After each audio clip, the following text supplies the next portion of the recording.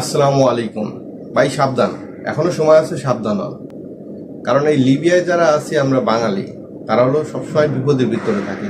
এই লিবিয়ায় যেমন মাফিয়া আছে, আর মাফিয়ার থেকে বড় শয়তান হচ্ছে দালাল। এই দালালরাই হচ্ছে আপনাকে মাফিয়ার কাছে নিয়ে যাওয়ার মাধ্যম। এই দালালদের মিষ্টি মিষ্টি কথায় যদি আপনি একবার পড়েন, তাহলে ভাই আপনার জীবন শেষ। দালালরা আপনারা যেভাবে বুঝাইবো ভাই, খালি বোর্ডে উঠবেন আর ইটালি চলে যাবেন, তো মরছেন। এই যে কয়েকদিন ধরে ফেসবুকে দেখতেছি যে শুধু পোস্ট করতেছে আজ থেকে সাগরের পানি একদম ঠান্ডা থাকবে, বোর্ডে উঠলেই ইটালি পৌঁছাই যাবেন। এখন এই যে জুন জুলাই আগস্ট 3 মাস সাগরের পানি ঠান্ডা থাকবে, যারা বোর্ডে উঠবে বা যারা গেম দেবে তারা 100% সফল হবে। এই হাবিজাবি নানান কথা ফেসবুকে লিখতেছে, পোস্ট করতেছে। এগুলো ভাই সব বাঙালির হচ্ছে চাল। এরা হচ্ছে সত্যতা বলতে দালাল। কারণ দালাল ছাড়া কোনো বাঙালির ক্ষতি করবে না। একটা কথা বোঝার চেষ্টা করেন ভাই, সাগরে কয়জন মানুষ ডুবে মারা যায়? কারণ সাগরে যদি 5টা বোট ছাড়ে, 4টা বোটই তো মাফিয়া ধরে নিয়ে আসে। কারণ সাগরের পানি ঠান্ডা থাকুক আর ঢেউ থাকুক, সাগরে যতই ঢেউ থাকুক মাফিয়া তো আছেই, আর ঢেউ না থাকলেও মাফিয়া আছে।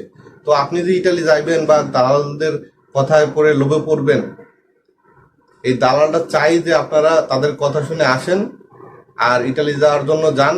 10-15 লাখ টাকা দিয়ে যাবেন, 5-7 লাখ টাকা দিয়ে যাবেন, আর মাফিয়া ধরে আবার 15-20 লাখ টাকা আদায় করবে।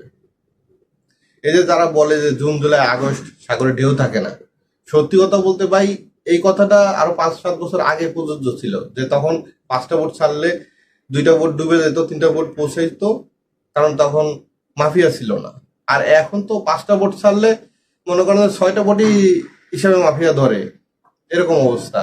ওই যে যারা ইটালিতে পৌঁছায়, এটা হলো মাফিয়ারা ছেড়ে দেয় বা পাঠাই দেয়।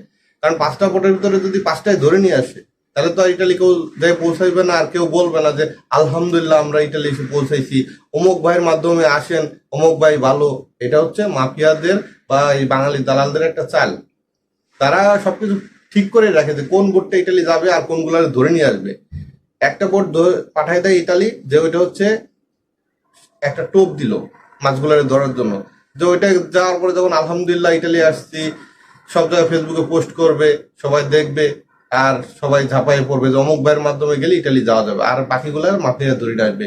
তো ভাই সবসময় মনে রাখবেন যে সাগরে ঢেউ বড় কথা না, সাগরের মাফিয়াটাই বড় কথা। আর এই বাঙালি দালালগুলাই হচ্ছে সবচেয়ে সবকিছুর মূল। এরা ইচ্ছাকৃতভাবে মাফিয়াদের সাথে কন্ট্যাক্ট করে বোট ধরাই দেয়। আর 5-7 বছর আগে একটা সময় ছিল, মনে করেন যে এই লিবিয়ার দিনারে 1000 দিনার হইলে মানুষ ইটালি যাইতে পারছে। তখন মানুষ যায় নাই মৃত্যুর ভয়তে, তখন ওই যে হাওয়ার বোট দিত, মানুষ মারা যেত, বোট ফেটে যেত। তখন ভয় ছিল যে বোট ফেটে যাবে, মারা যাব, কিন্তু মাফিয়ারা ধরবে না, এরকম কোনো ভয় ছিল না। আর এখন তো ভাই মাফিয়া ধরবে। তো যারা পোস্ট করেন তারা তো লেখেন না যে ভাই সাগর ঠান্ডা আছে কিন্তু মাফিয়াও আছে। এটা লিখতে কি আপনার সমস্যা হয়? না, এটা ইচ্ছাকৃত ভাবে লেখেন না যে যাতে আসুক আর বিপদে পড়ুক বাঙালি। ভাই বাঙালির বিপদে ফেলার ব্যবস্থা করবেন না। আজকে আপনি বাঙালির বিপদ বেলায় কিছু টাকা পয়সা কামাই করতেছেন, এটাকে আপনি খাইয়ে মরতে পারবেন না। উপরে আল্লাহ আছে, বিচার হবে আপনার। এই যে সাধারণ মানুষগুলোরে মাইরে ফেলাইতেছেন আপনারা। একজন প্রবাসী আসে লিবিয়ায় 4 লাখ 3 লাখ 4 লাখ টাকা খরচ করে, আবার ইটালি যেতে 5-6 লাখ টাকা দেয়, আবার আপনি মাফিয়ার কাছে বিক্রি করে দেন, সেখান থেকে আবার 10-12 লাখ টাকা দিয়ে ছুটতে হয়।